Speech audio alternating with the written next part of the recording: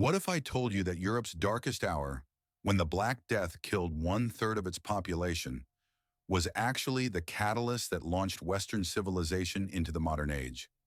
The year was 1347 when death arrived on Genoese ships, carrying fleas infected with Yersinia pestis. Within 5 years, Europe was transformed into a continent of ghost towns and unmarked graves. But here's the twisted irony that historians have uncovered. This apocalyptic plague accidentally dismantled the very systems keeping Europe trapped in medieval stagnation. Before the plague, Europe was a rigid feudal prison. Peasants were bound to lords' lands, wages were artificially suppressed, and social mobility was virtually impossible. The church and nobility controlled everything. Innovation was stifled, and most people lived barely above subsistence level. Then came mass death, and suddenly everything changed.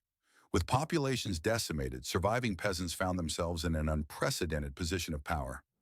Labor became scarce and valuable. For the first time in centuries, workers could demand higher wages, better working conditions, and freedom to move between employers. Lords who had once treated peasants as property now competed desperately for their services. But here's where it gets truly revolutionary. The plague broke the church's monopoly on education and healthcare. With so many clergy dead, secular learning flourished. Universities expanded beyond religious studies.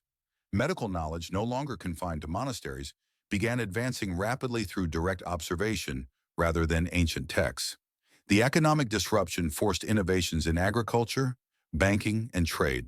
Survivors inherited multiple properties, concentrating wealth and creating the capital necessary for investment and entrepreneurship. Cities, rebuilt with better planning and sanitation, became engines of commerce and culture. Within a century, this plague transformed Europe would produce the Renaissance, the Age of Exploration, and the Scientific Revolution. The very catastrophe that seemed to end medieval civilization actually liberated it from medieval limitations.